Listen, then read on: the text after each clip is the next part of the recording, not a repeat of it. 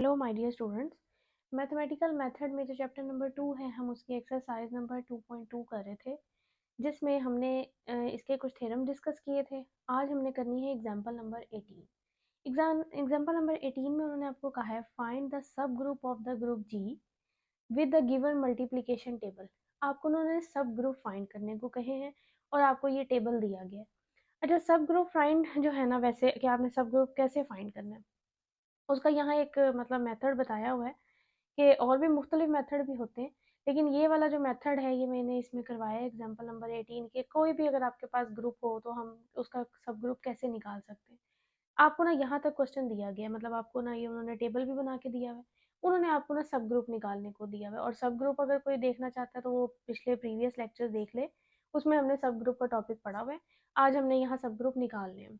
अच्छा, अब आपने ना सब ग्रुप निकालने का ये तरीका है कि सबसे पहले आपने एक काम करना है कि देख लेना है कि जो ग्रुप है ना उसके अंदर कितने एलिमेंट्स हैं। अगर आप काउंट करें तो 1 2 3 4 4 एलिमेंट्स हैं। आपने ऐसा करना है, 4 एलिमेंट है ना, तो 4 के ना पॉजिटिव डिवाइजर निकालने हैं। पॉजिटिव डिवाइजर का मतलब है कि कौन कौन इस नंबर को डिवाइड करता है। एक तो देखे ना 1 डिवाइड करेगा, फिर एक 2 भी इसको डिवाइड करेगा, फिर 3 नहीं करता, फिर 4 खुद करेगा, और तो इससे बड़े तो नहीं कर सकते ना। मतलब पॉजिटिव डिवाइजर निकालने हैं तो इसके सिर्फ कितने निकलते हैं, एक 1 इसको डिवाइड करता है, एक 2 इसको डिवाइड करता है, एक 4 इसको डिवाइड करता है। अब आपने गौर से सुनना है, इसका ये जो पॉजिटिव डिवाइजर निकालने का मकसद है ना, वो ये है कि हमें पता लग जाएगा कि आपने आपके जो सब ग्रुप है ना वो कितने कितने ऑर्डर के। अब आपका ना सब ग्रुप या तो 1 ऑर्डर के होंगे, या 2 ऑर्डर का होगा, या 4 ऑर्डर का होगा। ये भी आप मजीद वैसे एक दफा देखते रहे, आपको फिर समझ आ जाएगी। अब पहला हम निकालते हैं 1 ऑर्डर का। ये बात आपने याद रखनी है कि 1 ऑर्डर का सब ग्रुप सिर्फ और सिर्फ आइडेंटिटी वाला होता है, क्योंकि एक ऑर्डर का सिर्फ और सिर्फ एक ही सब ग्रुप हो सकता है। वो कौन हो सकता है, आइडेंटिटी खुद हो सकती है। तो जो आपको उन्होंने ग्रुप दिया है ना, उसकी आइडेंटिटी जो है ना, वो आपने पहला सब ग्रुप लिख देना है, वही आपका 1 ऑर्डर का सब ग्रुप बन जाएगा। तो यहाँ देखें इसकी आइडेंटिटी, क्योंकि विद रिस्पेक्ट टू यहाँ एडिशन काम हो रहा है तो यहाँ 0 है।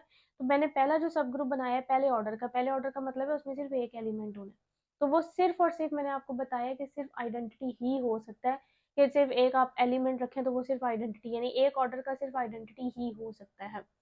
अच्छा जी, उसके बाद अब हमने निकालना है 2 ऑर्डर का। 1 ऑर्डर का तो हो गया, वो मैंने आपको बताया सिर्फ आइडेंटिटी हो सकता है। फिर अब हमने निकालना है 2 ऑर्डर का, इसका मतलब है हमने 2 एलिमेंट रखने हैं। अब इसको आपने किस तरह लेके चलना है, आपने ना ये बात याद रखनी है कि जब भी आपने 2 ऑर्डर का बनाना है, जितने भी ऑर्डर का बनाना है, एक तो ना उसमें आइडेंटिटी जरूर रखना है, जरूर, क्योंकि आइडेंटिटी के बगैर तो कोई सब ग्रुप बनता ही नहीं ना। क्योंकि सब ग्रुप का भी मकसद यही होता है कि वो ग्रुप की सारी कंडीशंस को सेटिस्फाई करे, तो आइडेंटिटी भी उसमें जरूर होता है। तो एक तो आपने रख देना आइडेंटिटी, अब एक तो आपने फिक्स कर दिया। अब पीछे सिर्फ एक ही एलिमेंट बचा ना।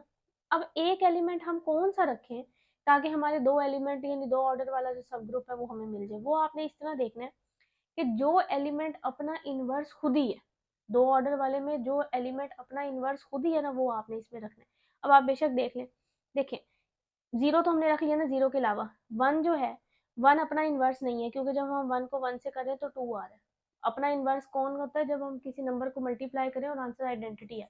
अब देखें ना, 2 को अगर हम 2 से कर रहे हैं तो आंसर क्या आ रहा है, आइडेंटिटी आ रहा है ना। 2 को 2 से कर रहे हैं तो आंसर आइडेंटिटी आ रहा है, इसका मतलब है 2 जो है वो अपना इनवर्स खुद ही है। तो आपने जो 2 ऑर्डर वाला सब ग्रुप है ना, उसमें आपने क्या करना है कि एक तो 0 रख दिया, आइडेंटिटी तो साथ जरूर रखना है, फिर साथ ऐसा एलिमेंट रखना है जो अपना इनवर्स खुद ही हो। तो यहाँ देखें 1 अपना इनवर्स नहीं है, 2 अपना इनवर्स है, 3 जो है वो भी नहीं है, क्योंकि 3 को जब 3 से मल्टीप्लाई करें तो आंसर क्या आ रहा है, 2 आ रहा है, आइडेंटिटी ही नहीं आ रहा। तो जो अपना इनवर्स खुद होगा ना, बस आपने वो साथ रख देना आइडेंटिटी के, तो आपका समझे 2 ऑर्डर वाला सब ग्रुप भी बन जाएगा। अब आ जाता है 1 वाला भी हो गया। 1 आपने हम बार बार बता रही हूँ कि 1 वाला हमेशा आइडेंटिटी होता है, तो वो तो आइडेंटिटी ले लिया। 2 ऑर्डर वाले का मतलब है कि एक आइडेंटिटी रखा और साथ ऐसा एलिमेंट रखना है जो कि अपना इनवर्स खुद ही हो। तो इसमें सिर्फ 2 ही था जो अपना इनवर्स खुद ही है, तभी मैंने ये वाला रख दिया। उसके बाद अब आ जाए 4 ऑर्डर का। अब देखें ना, 4 ऑर्डर वाला तो पूरा का पूरा ग्रुप ही होगा, क्योंकि ग्रुप के अंदर भी कितने एलिमेंट है, 4। तो जो 4 ऑर्डर वाला है ना, उसमें ग्रुप के सारे एलिमेंट आ जाएंगे, 0 1 2 और 3। ये टोटल बस यही सब ग्रुप बनते हैं। ये होता है सब ग्रुप निकालने का तरीका, कि आप सबसे पहले सिर्फ पॉजिटिव जो भी जितने भी एलिमेंट है ना ग्रुप के, वो काउंट करके उसके पॉजिटिव डिवाइजर निकाल लें। जो उसके पॉजिटिव डिवाइजर निकलते हुए उतने उतने अपना मतलब उतने उतने ऑर्डर का आप सब ग्रुप बना के उनको देते रहे। 1 वाले में सिर्फ आइडेंटिटी, 2 वाले में आइडेंटिटी रख के साथ ऐसा एलिमेंट रखना है जो अपना इन्वर्स खुद ही हो, और जैसे ये 4 है तो वो तो पूरा का पूरा क्या आ जाएगा, ग्रुप आ जाएगा। ये हमारे पास, ये बस उन्होंने सब ग्रुप निकालने को कहा था, तो हमने उनको ये इसके टोटल बस इतने ही सब ग्रुप बनते हैं, यही सब ग्रुप बनते थे, ये हमने निकाल दिए। ये हमारे पास थी एग्जाम्पल नंबर 18। एग्जाम्पल नंबर 19 भी इसी तरह की आपको मजीद और क्लियर हो जाएगा। अब एग्जाम्पल नंबर 19 में भी उन्होंने आपको कहा है find the subgroup of the group, ये वाला ग्रुप है, विद द मल्टीप्लीकेशन टेबल, आपको ना टेबल उन्होंने दिया हुआ है। अब इसमें भी आप बेशक काउंट कर लें, इसमें भी ना 4 है, 1 2 3 4, ये जरूरी नहीं है कि सिर्फ 4, ये हर एक पे यही इंप्लीमेंट होता है।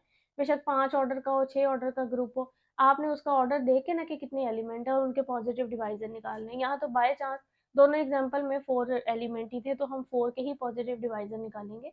तो अब हम देख लेते हैं कि 4 को कौन कौन करता है डिवाइड, एक तो 1 करता है, एक 2 करता है और एक 4 करता है। अब यहाँ भी हमने वही काम करना है, एक हमने निकालना है पहला ऑर्डर यानी फर्स्ट ऑर्डर का जो है ना सब ग्रुप, वो आपको मैंने बताया कि एक ऑर्डर का सिर्फ आइडेंटिटी ही होता है।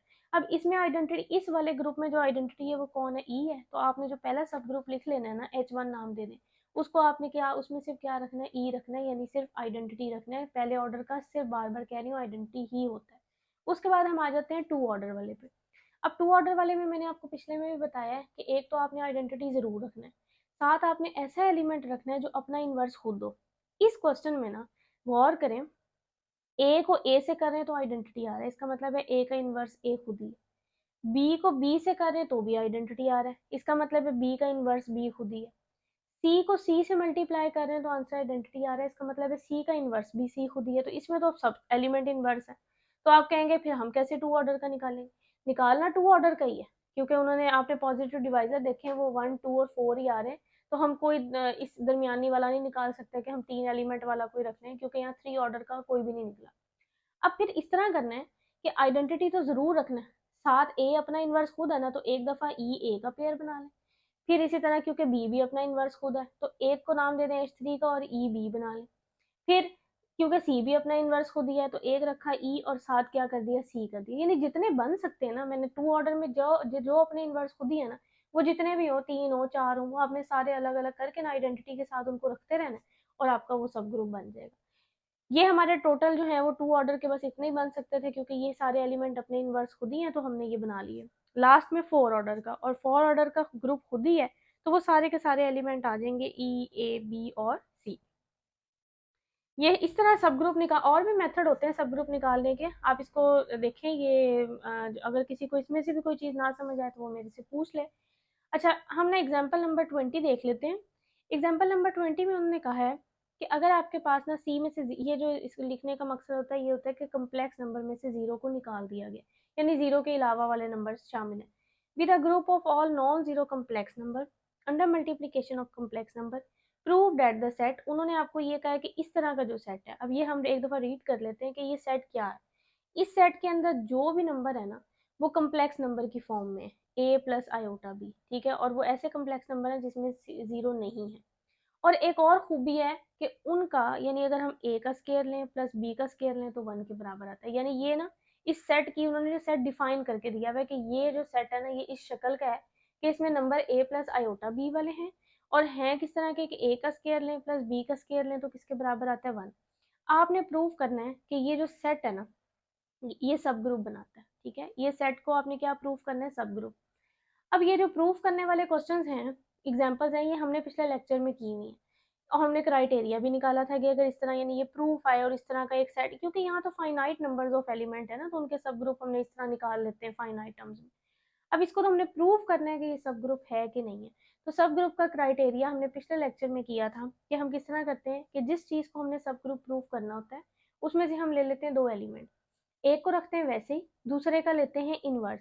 अगर तो वो चीज मल्टीप्लाई करके दोबारा से इसी सेट में चली जाए तो हम कहते हैं कि ये सेट क्या बन गया, सब ग्रुप बन गया। पिछला लेक्चर आप लोग देख सकते हैं। अब हमने ना वही सब ग्रुप का क्राइटेरिया लगाते हैं, हम इसमें से 2 एलिमेंट लेते हैं, इसको सब ग्रुप प्रूव करना है तो एक मैंने Z1 ले लिया, एक मैंने क्या ले लिया, Z2 ले लिया। अब क्योंकि मैंने अगर ये H में से लिए हैं तो ये H की सारी कंडीशंस को सेटिस्फाई करते होंगे, और H की क्या कंडीशन है कि H का हर एलिमेंट एक तो कम्प्लेक्स नंबर की फॉर्म में है, तो तभी मैंने Z1 को लेट कर लिया A1 प्लस आयोटा B1, और ये ऐसा नंबर है जिसमें से जो कम्प्लेक्स नंबर से लिया गया जीरो को निकाल के, ये इस सेट की डेफिनेशन सिर्फ हम लिख रहे हैं।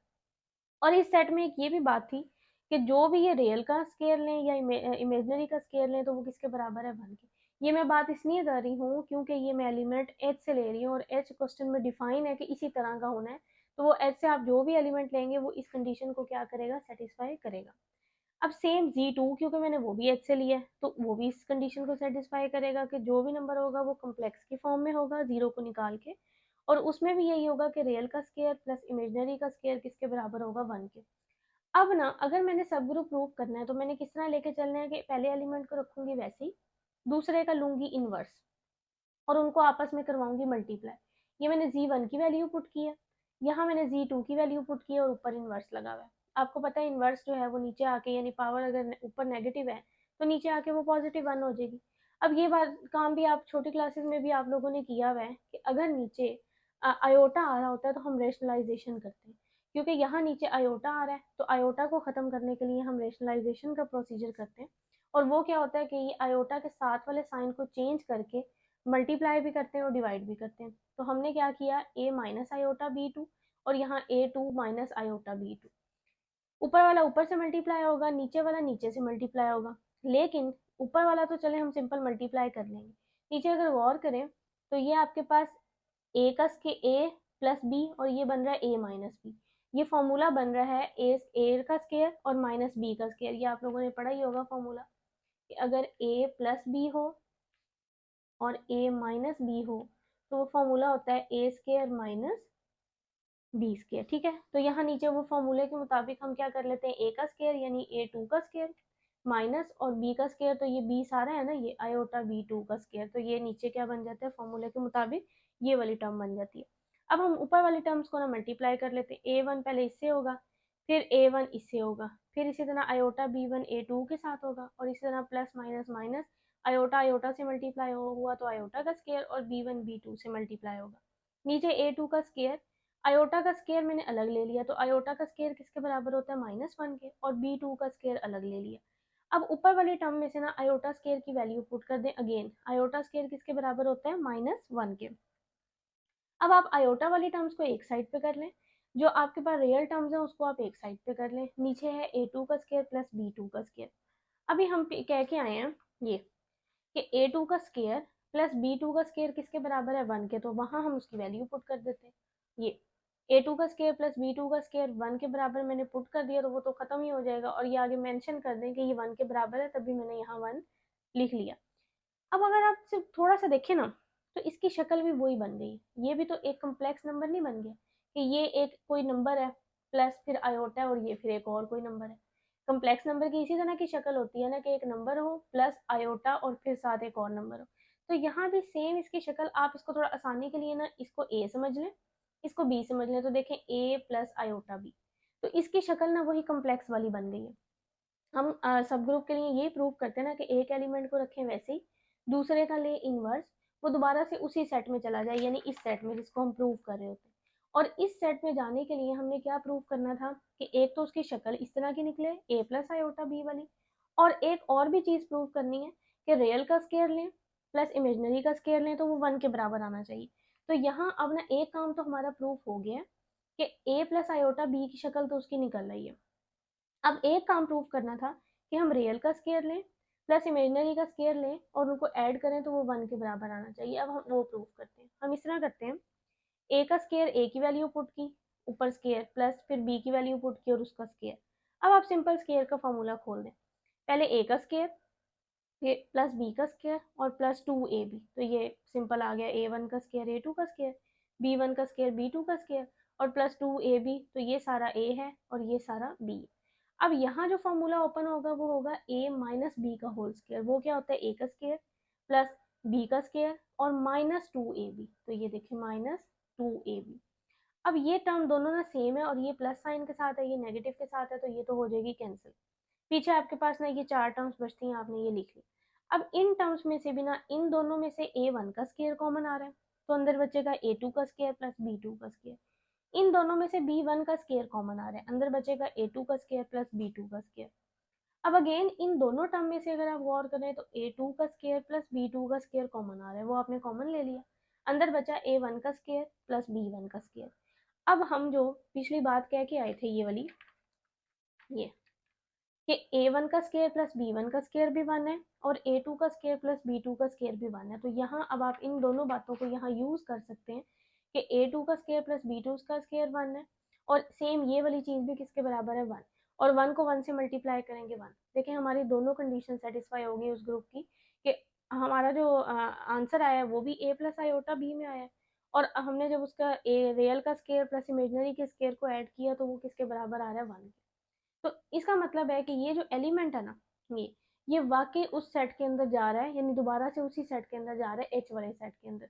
तो हमने यही प्रूव करना होता है कि अगर एक एलिमेंट को रखें वैसे ही दूसरे का इन्वर्स लें और अगर वो दोबारा से उसी सेट में चला जाए तो इसका मतलब है वो सेट क्या प्रूफ हो जाता है, सब ग्रुप प्रूफ हो जाता है।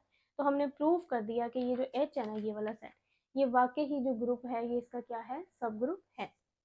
ये एग्जाम्पल नंबर थी 20। आप इतना कर लें, किसी को कोई चीज़ ना समझ आए तो वो मेरे से पूछ ले, क्योंकि अगला जो इसका टॉपिक है वो हमारा साइक्लिक ग्रुप वाला है, वो एक नया टॉपिक है, वो हम कल ही स्टार्ट करेंगे ताकि उसके रिलेटेड जो कोई थ्योरम है वो भी हम डिस्कस करें। इसमें किसी को कोई चीज़ ना समझ आए तो वो मेरे से पूछ ले। अल्लाह हाफिज़।